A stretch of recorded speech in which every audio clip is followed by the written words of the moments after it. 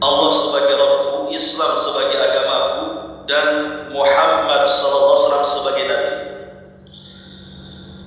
Maka Allah Subhanahu wa taala akan meridhoi kita kelak pada hari kiamat. Hari ini kembali kita bisa duduk di Masjid Muhajirin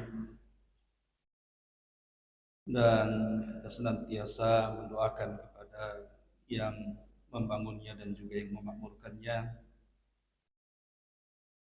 serta tak lupa salawat juga salam kita hadiahkan kepada Rasul kita Nabi besar Muhammad sallallahu alaihi wasallam.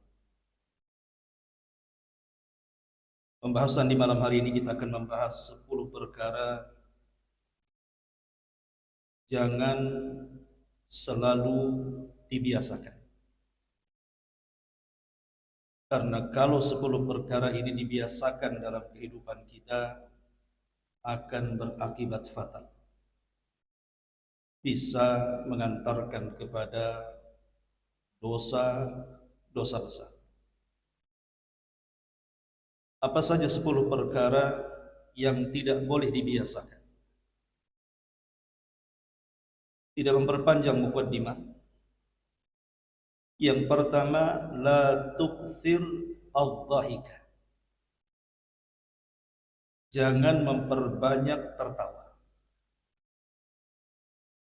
Nabi sallallahu alaihi wasallam bersabda, la tukthiru adh-dhahika fa inna kathrata adh-dhahik tumitul qalba. Jangan memperbanyak tertawa, karena memperbanyak tertawa itu bisa mematikan hati. Al-Imam Ghazali rahimahullah ta'ala dalam kitabnya Ihya Ulumuddin mengatakan, kathratul dhahiki tumitul qalba wa turithu dhaghinata fi ba'dil ahwal bal tusqitul mahabbata wal waqar. Kata beliau Imam Ghazali rahimahullah ta'ala mengatakan, banyak tertawa itu bisa mematikan hati, bahkan bisa mewariskan kerasnya hati pada waktu-waktu tertentu, bahkan bisa menghilangkan al-mahabbah, pamor dalam hidupnya, dan juga bisa menghilangkan ketenangan. Di zaman sekarang, ma'asyiral muslimin yang dimuliakan Allah Subhanahu wa taala, orang yang banyak tertawa itu luar biasa. Kalau dulu seingat saya, orang yang suka tertawa itu orang gila biasa. Kalau ada orang yang tertawa-tawa sendiri, kita katakan itu orang gila. Tapi sekarang yang tertawa sendiri itu rupanya banyak. Dengan alat komunikasi di tangan mereka, entah apa yang mereka lihat, mereka tertawa sendiri. Bahkan tidak malu dengan orang yang di sekitar. Bahkan orang-orang itu lebih banyak tertawanya dibandingkan orang gila. Sehingga kita tidak bisa membedakan mana orang gila, mana orang waras. Makanya Nabi sallallahu alaihi wasallam satu hari pernah diperlihatkan neraka. Kemudian Nabi sallallahu alaihi wasallam mengatakan, "Lau ta'lamuna ma a'lam." Kalau kalian tahu apa yang kulihat dari neraka itu, la dhahiktum qalilan. Tentu kalian akan sedikit tertawa, wala bakaitum katsiran, dan tentu kalian akan banyak menangis. Tertawa itu bukan tidak boleh. Dalam ilmu kesehatan pun terkadang tertawa itu bisa menyehatkan badan dan hati.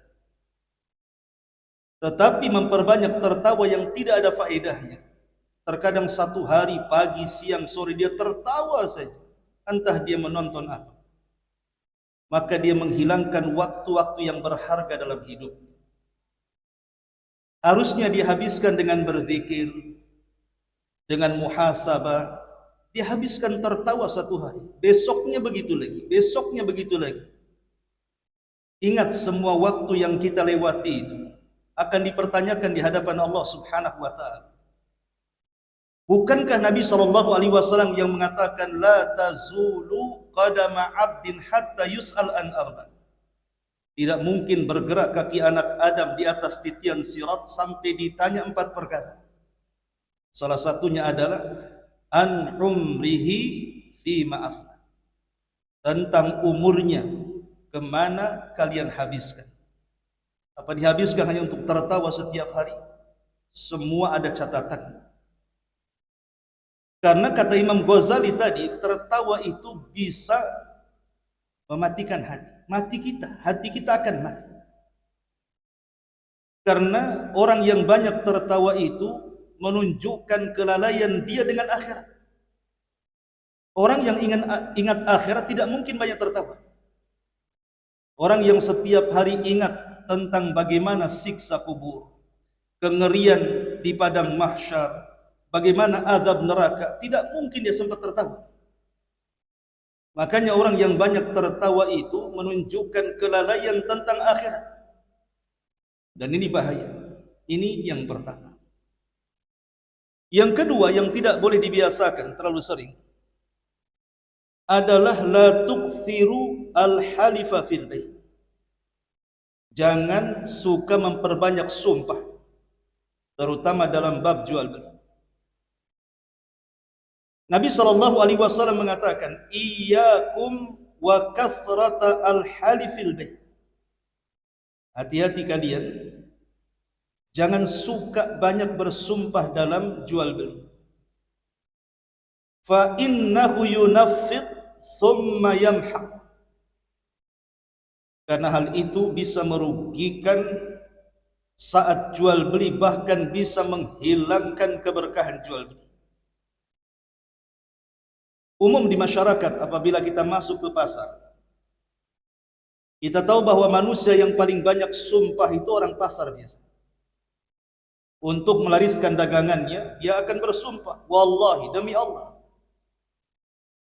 di sana aja nggak sekian, kau tawar pula sekian. Ini barang bagus, dan begitu seterusnya. Mereka bersumpah untuk kedustaan. Sekalipun barang yang dia jual itu benar, tapi memperbanyak sumpah itu tidak baik. Karena itu menghilangkan berkah. Apalagi kalau barang yang dijual itu penuh dengan kecurangan. Untuk supaya meyakinkan orang, dia bersumpah. Ma'asyiral muslimin yang dimuliakan Allah Subhanahu wa taala. Oleh karena itulah maka jangan memperbanyak sumpah. Kata Nabi SAW, ya ma'syarat tujjar, wahai para pedagang,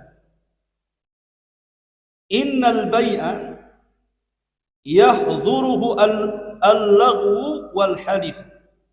Sesungguhnya yang namanya jual beli itu biasanya diiringi dengan al-laghu, ucapan-ucapan yang tidak ada faedah.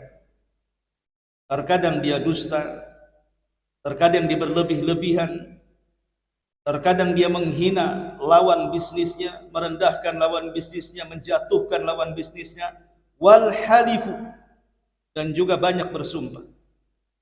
Kata Nabi SAW, fashawwibuhu bis sadaqati. Maka untuk mengembalikan berkah-berkah dalam jual beli itu, maka bersihkan dengan sedekah, kata Rasul. Jadi kalau seorang pedagang itu ingin membersihkan hartanya, karena yang namanya jual beli itu tidak lepas daripada dua perkara ini. Mungkin banyak bersumpah, atau mengucapkan kalimat-kalimat yang tidak ada faedahnya. Maka Rasul mengatakan, fasawwibuhu bis sadaqah, supaya bersih, berkah, maka bersihkan dengan sedekah. Ini yang kedua. Kemudian yang ketiga, la tukthir as-su'ala. Jangan memperbanyak tanya. Maksudnya memperbanyak tanya itu pertanyaan-pertanyaan yang tidak ada faedah. Nabi SAW bersabda, Innallaha kariha lakum thalathan. Allah itu sangat benci kepada kalian 3 perkara. Qila wa qal. Menukilkan kata-kata, si anu mengatakan seperti ini, si anu mengatakan seperti itu. Nukil ucapan manusia tanpa meneliti apakah ucapan itu benar atau ucapan itu salah. Itu namanya qila wa qal. Kemudian yang kedua, wa idha'atul mal. Menghambur-hamburkan harta. Menghambur-hamburkan harta ada 2. Bisa dengan israf, bisa dengan tabdzir. Kalau israf, dia menghambur-hamburkan harta untuk berbuat maksiat. Jadi hartanya itu dihabiskan untuk kemaksiatan kepada Allah Subhanahu wa taala, entah dengan mabuk-mabuk, narkoba dan yang semacamnya, berzina, minum khamr, berjudi dan yang seterusnya, ataupun tabdzir. Tabdzir itu mubadzir. Memang betul yang dibelanjakan itu halal, tetapi berlebihan itu tidak boleh. Seperti seseorang masak di rumah, beras dibeli dengan halal, sayuran dibeli dengan halal, ikan dibeli dengan halal. Tapi kalau masak terlalu banyak, sementara yang makan itu cuma 2-3 orang, dia masak untuk 10 orang, kemudian sisanya dibuang, itu namanya tabdzir. Lah tabdzir ini termasuk ikhwanus syaitan, kawan-kawan syaitan. Kemudian yang ketiga, inilah yang dibahas, wa kathratus su'al, dan banyak tanya. Maksudnya banyak tanya itu yang tidak ada manfaatnya. Contoh, pertanyaan soal agama yang tidak ada manfaatnya. Seperti umpamanya pertanyaan-pertanyaan konyol yang tidak harus ditanyakan. Umpamanya orang bertanya, Ustaz, bagaimana hukum laki-laki haid? Laki-laki haid, dari mana laki-laki haid? Itu kan pertanyaan konyol namanya. Karena tidak ada laki-laki itu yang haid. Sekalipun dia LGBT, banci sekalipun, tidak mungkin dia haid kalau dia laki-laki. Ngapain ditanyakan? Maka pertanyaan seperti ini tidak ada manfaatnya. Atau pertanyaan yang sebenarnya kita sudah tahu kemudian ditanyakan, kecuali untuk memberikan manfaat orang sekitar. Namanya di pengajian seperti ini, saya sudah tahu jawabannya, tapi supaya orang-orang tahu, saya tanyakan, sehingga jawabannya bermanfaat untuk orang lain. Tapi kalau seandainya pribadi, tidak hanya untuk yang lain, hanya untuk mengetes saja, tidak perlu. Tidak ada hajat pertanyaan seperti itu. Ma'asyiral muslimin, ataupun mungkin bertanya dalam rangka ta'annud. Ta'annud itu melampaui batas. Seperti pertanyaannya Bani Israel kepada Nabi Musa alaihi salatu wassalam. Ketika Nabi Musa alaihi salatu wassalam memerintahkan kepada orang yang meminta supaya persoalan pembunuhan ini diselesaikan. Maka Musa mengatakan, kalau ingin saya ungkap pembunuhan, maka sembelilah seekor sapi. Sapi betina.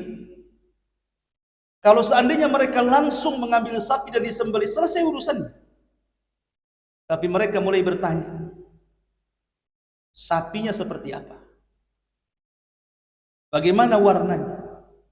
Apakah sapinya sudah dipekerjakan atau tidak? Apakah sapi liar? Terus mereka bertanya, akhirnya turunlah perintah yang lebih berat bagi mereka. Padahal kalau mereka sami'na wa ata'na, mendengar kemudian langsung melaksanakan, selesai. Tapi karena mereka banyak bertanya memberatkan diri mereka, maka akhirnya Allah beratkan mereka. Jangan bertanya untuk memberatkan. Ma'asyiral muslimin yang dimuliakan Allah Subhanahu wa taala, dan pertanyaan yang lain yang tidak ada manfaatnya. Ini yang ketiga. Yang keempat, la tuksir ilqa'al mawa'id. Jangan memperbanyak nasihat.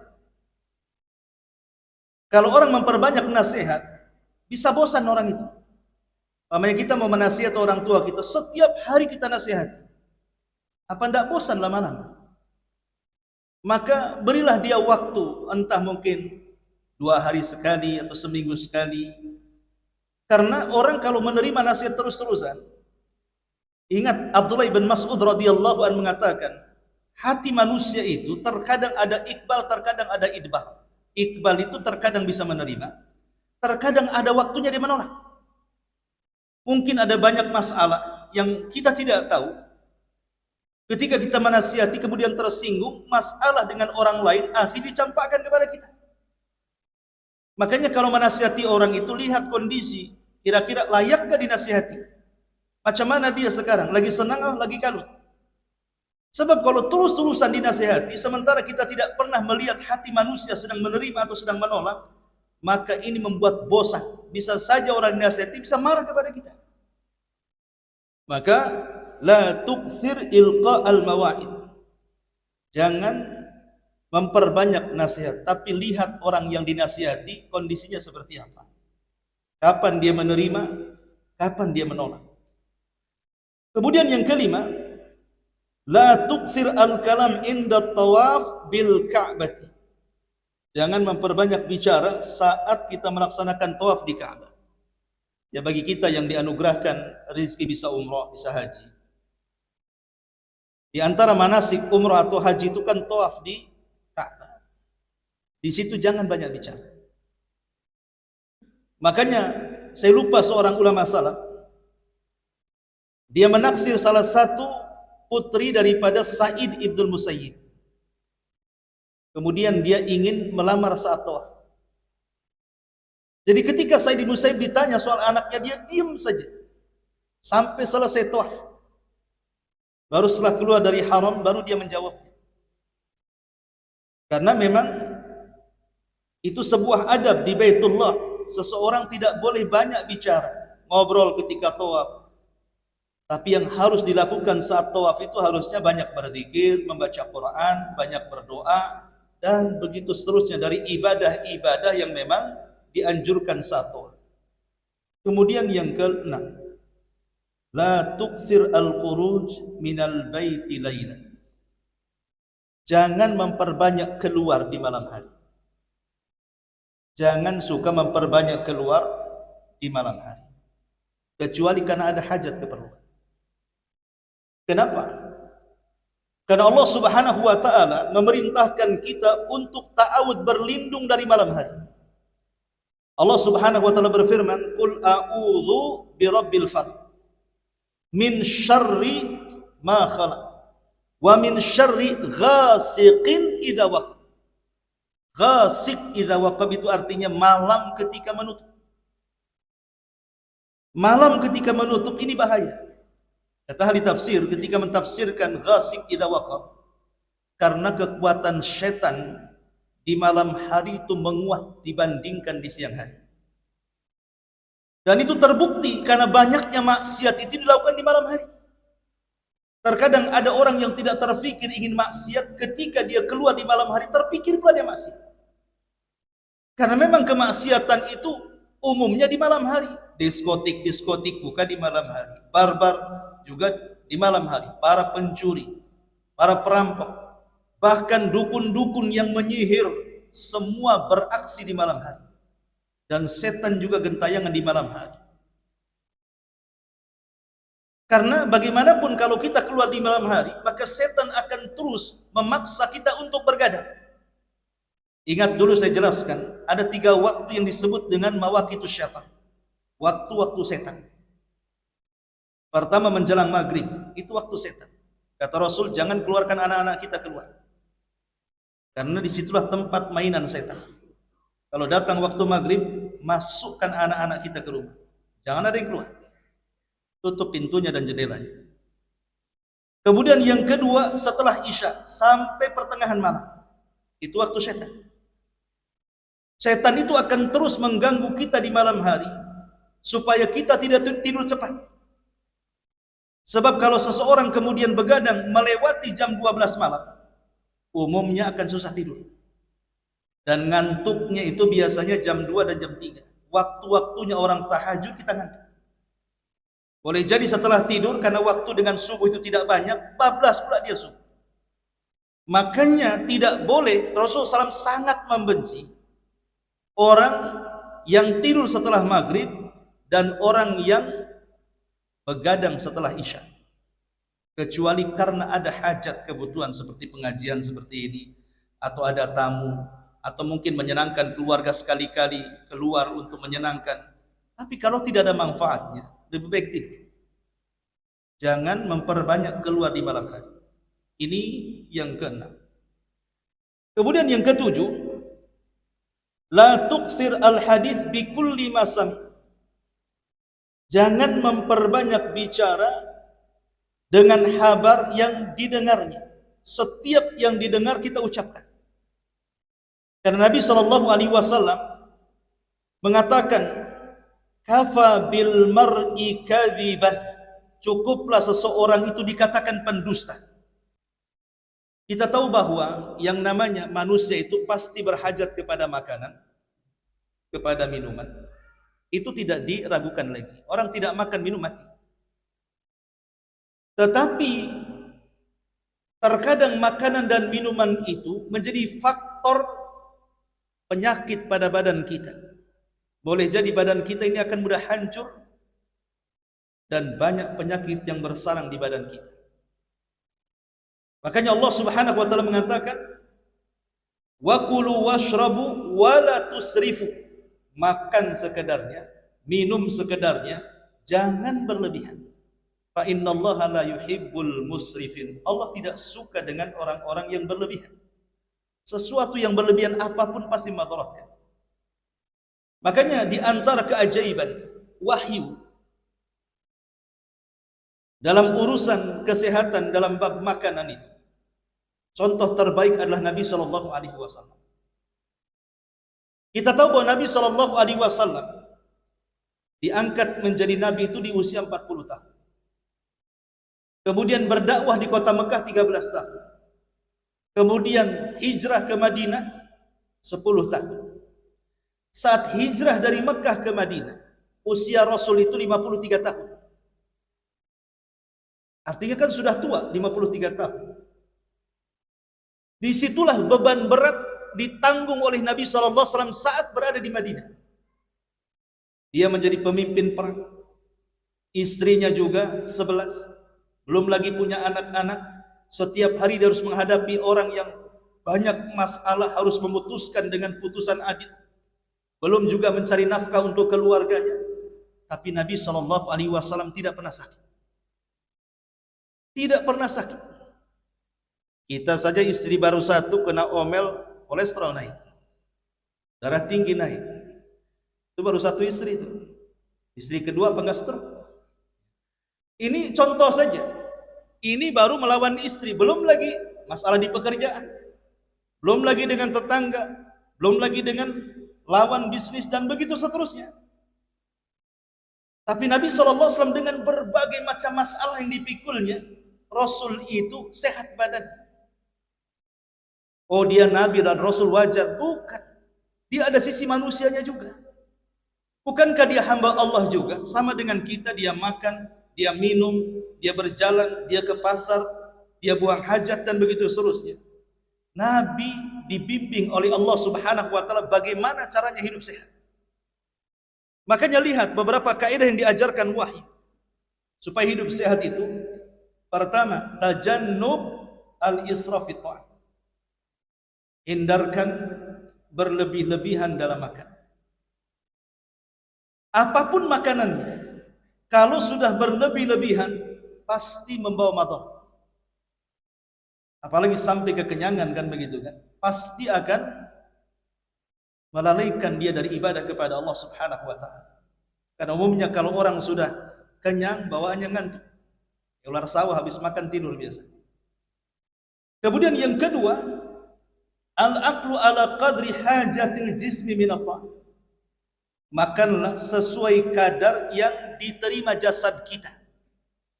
Rasul mengatakan, ma mala abnu adam syarran ma mala abnu adam wi'a syarran min batnihi.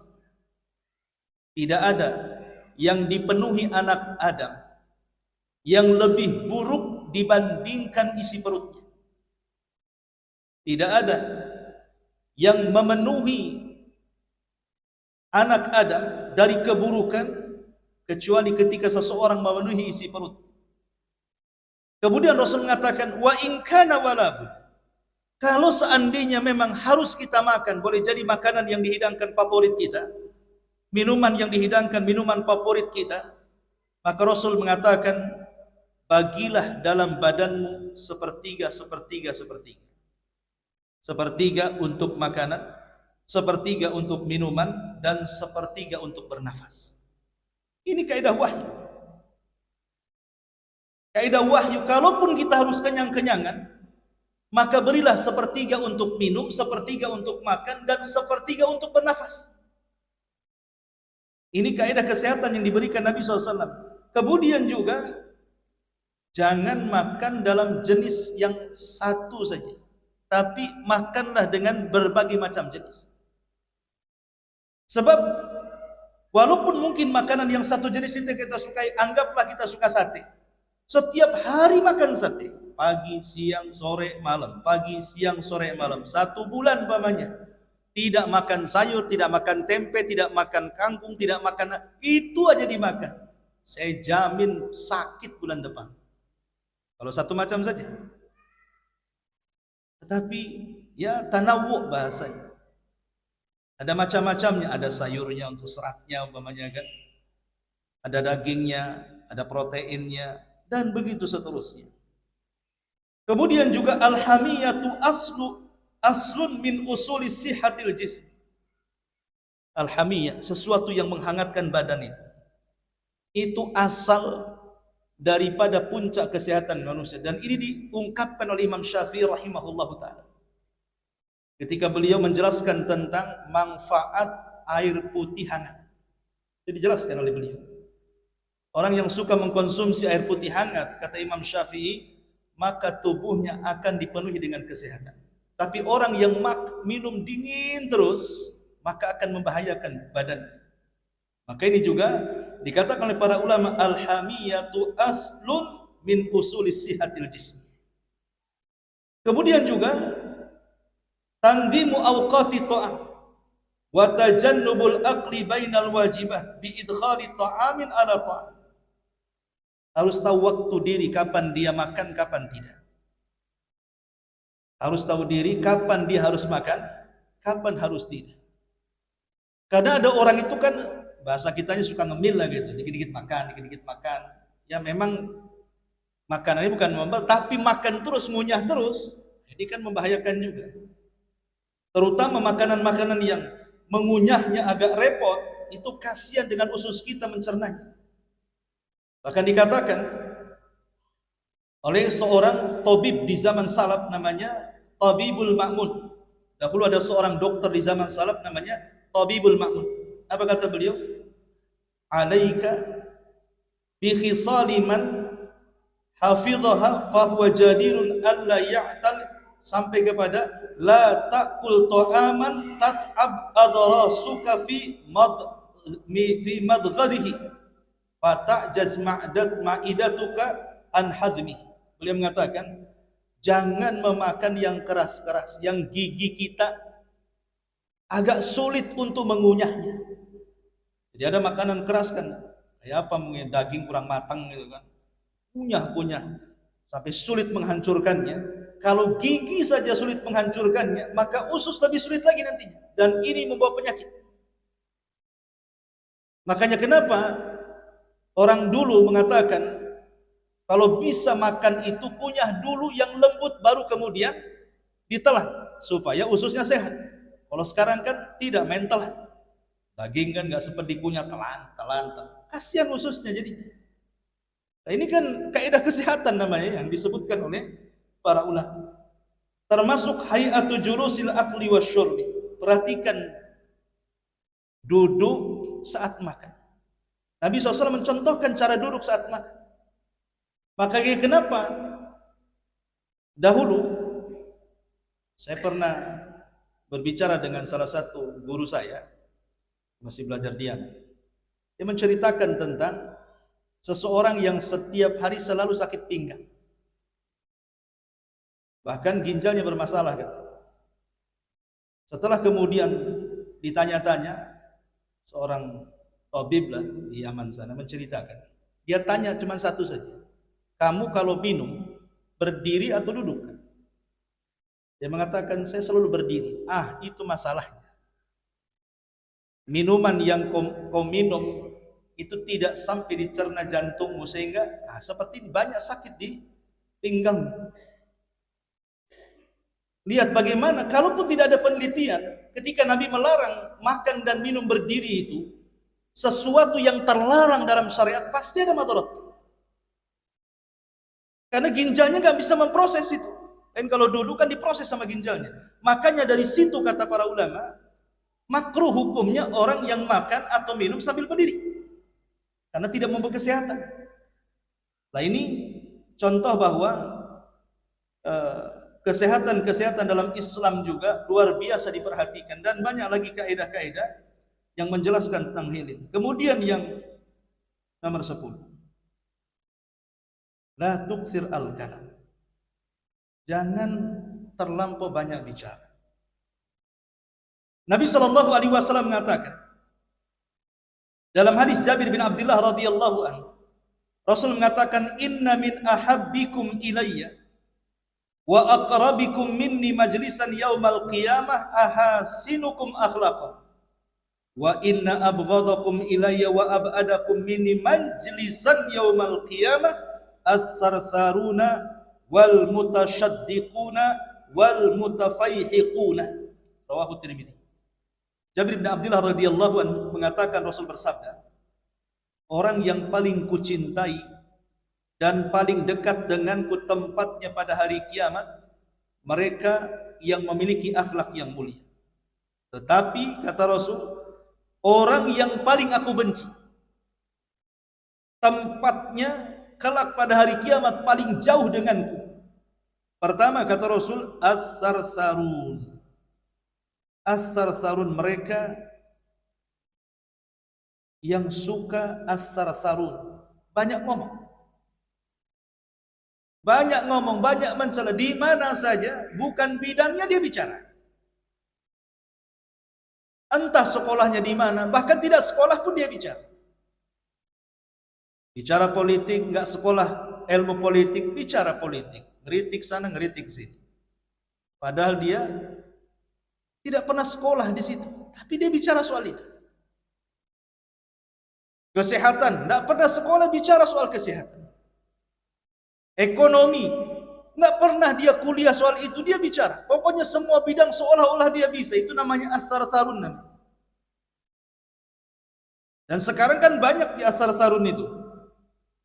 Semua bicara seolah-olah dia bidangnya, padahal tidak pernah sekolah. Bukankah dalam kuliah saja ada bidangnya masing-masing itu? Ilmu politik ada, ilmu ekonomi ada, ilmu kedokteran ada, semua ada bidangnya. Ini tidak pernah di sekolah di fakultas manapun, tapi bisa membidangi semuanya, kan ajaib itu. Nah ini sarsarun, berbicara sesuatu yang bukan pada tempatnya dibicara. Dan kalau sudah seperti ini, masuk pada hadis Nabi SAW, idza wusidal amru ila ghairi ahlihi fantadiris sa'ah. Kalau perkara itu dibebankan kepada yang bukan ahlinya, hancur semuanya. Semua ada ahlinya. Tidak mungkin orang jual bawang bicara bengkel. Tidak mungkin juga orang bengkel bicara soal tukang bakso. Semua ada ahlinya. Bicaralah sesuai dengan bidang dan keahlian. Kemudian untuk nambah yang ke-11, di antaranya juga yang tidak boleh dibiasakan. Yang tidak boleh dibiasakan adalah seseorang kasratun naum, memperbanyak tidur. Tidur itu sesuatu yang baik. Karena itu bagian untuk kesehatan kita. Tetapi terlalu banyak tidur itu bermasalah. Karena bisa menghilangkan banyak waktu pada dirinya yang harusnya bermanfaat, hilang manfaatnya. Coba orang tidur 1 hari itu, apa manfaatnya? Yang harusnya dia bisa berzikir, dia bisa baca Quran, dia bersedekah, dia bisa mengajak manusia kepada kebaikan, mencegah dari kemungkaran, dia bisa senyum kepada saudaranya, itu sedekah, dan begitu seterusnya. Kalau dia tidur, apa yang dilakukan orang tidur? Ya tidur sajalah, luput banyak kebaikan kepada dia. Makanya ini jangan dibiasakan. Nabi saja kita lihat tidur Nabi. Nabi itu kan tidur di 3 waktu. Pertama dia tidur ba'dal isya sampai pertengahan malam. Kemudian pertengahan malam Rasul tahajud sampai fajar. Atau kalau kurang, Nabi SAW menambah 2/3 malam. Kemudian sepertiganya dia tahajud sampai waktu fajar. Dan itu disebutkan dalam Al-Quranul Karim surah Muzammil. Allah mengatakan, ya ayyuhal muzammil qumil laila illa qalila nisfahu au zid alaihi warattilil qur'ana tartila. Wahai orang yang berselimut, ya ayyuhal muzammil, maksudnya Nabi SAW. Wahai orang yang berselimut, qum, berdiri, maksudnya disuruh bangun. Nisfahu, boleh kau tidur separuh, maksudnya separuh malam. Au zid, atau kau tambah sedikit, maksudnya 2/3, baru sepertiganya untuk bangun. Karena orang yang melakukan seperti ini pasti sehat. Orang yang tidur awal itu biasanya sehat. Tapi kalau orang yang dibiasakan tidurnya tengah malam, itu tidak lama badannya rusak. Ini yang pertama. Yang kedua, menjelang subuh. Nabi SAW tidur yang disebut dengan ittija namanya. Ittija itu bukan tidur betulan, tidak. Dia hanya merebahkan saja karena untuk mengistirahat badan setelah sholat malam. Jadi orang yang suka tahajud, umpamanya tahajudnya jam 3 sampai setengah 5. Kemudian anggaplah 10 menit atau 15 menit lagi mau azan, kita baringkan ke lambung kanan. Hanya untuk merebahkan, mengembalikan kekuatan kita supaya ketika sholat subuh kembali kita fresh. Jangan sampai kita mendahulukan sholat malam, sholat subuh pula ngantuk. Itu terbalik namanya. Karena jangan mendahulukan yang sunnah, mengabaikan yang wajib. Lebih baik sholat subuhnya kita khusyuk, tahajud pun tidak ada masalah, daripada kita memilih tahajud subuhnya pula ngantuk-ngantuk. Kan dia tidak paham mana yang wajib, mana yang sunnah namanya. Makanya kata Nabi SAW, fal yakum naimuha fal yakum, gimana lafaz hadisnya itu? Fal yastaiqid naimuha wal yastariqa imuha. Hendaklah yang tidur bangun, dan hendaklah yang sholat malam istirahat. Makanya seorang mukmin itu selambat-lambatnya bangun di azan pertama. Dan azan subuh itu 2 ya. Azan subuh 2 kalau di Mekah biasalah, tapi kalau di Batam ini jarang. Harusnya azan subuh itu 2 kali. Azan pertama untuk membangunkan orang sholat subuh, azan kedua sholat subuh. Jadi selambat-lambatnya seorang mukmin bangun itu di azan pertama. Di azan pertama bangun supaya kita bisa persiapan subuh. Lah kata Nabi SAW, bagi yang tahajud di azan pertama suruh tidur. Maksudnya bukan tidur beneran, mungkin bahasanya sleep chicken lah kan gitu ya. Suruh tidur ayam ya. Makanya ke lambung kanan. Kalau ke lambung kanan itu tidak pernah akan tidur. Kalau tidur kita miring ke lambung kanan, tidak pernah khusyuk tidurnya. Tapi kalau tidurnya ke kasur pakai bantalnya, bablaslah subuh. Artinya hanya untuk supaya mengembalikan fresh, supaya subuhnya itu jangan terganggu dengan qiyamul lail. Maka ini tidur yang kedua. Tidur yang ketiga namanya kailulah. Kailulah itu juga sama, bukan tidur betulan, tidak, hanya merebahkan saja. Memang terjadi khilaf para ulama, waktu kailulah itu kapan? Ulama ada yang mengatakan kubailu zuhri, ada yang mengatakan mendekati waktu zuhur, atau ba'da zuhri, atau setelah zuhur. Tapi pendapat mayoritas ulama mengatakan bahwa kailulah itu sebelum zuhur sedikit. Anggaplah mungkin 20 menit sebelum zuhur. Jadi kita hanya merebahkan saja. Merebahkan hanya, ya mungkin kalau di kantor gitu ya, hanya sekadar begini, merebahkan sambil tidur-tiduran, atau sambil begini. Pokoknya Ya 10 menit, 15 menit jadilah. Bahkan peneliti barat mengatakan, orang yang membiasakan kailulah maka akan sulit terkena stroke. Oke lah, itu penelitian barat tentang kailulah. Kita ini umat Islam tidak perlu diteliti. Ketika Nabi SAW memerintahkan kailulah dan itu sunnah hukumnya, pasti ada masalah di dalamnya. Tidak usah lagi penelitian barat.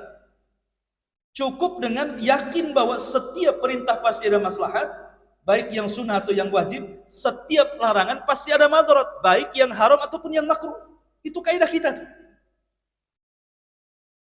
Nah ini diantaranya. Tapi kalau kemudian memperbanyak tidur sampai berjam-jam, siang tidur full, malam tidur full, maka ini akan melemahkan badan untuk melakukan ketaatan kepada Allah Subhanahu wa taala. Inilah perkara yang tidak boleh diperbanyak dalam kehidupan kita karena akan bermasalah. Wallahu a'lam, mudah-mudahan yang sedikit bermanfaat. Subhanaka wa bihamdika asyhadu an la ilaha illa anta astaghfiruka wa atubu ilaik. Allahu ta'ala. Assalamualaikum warahmatullahi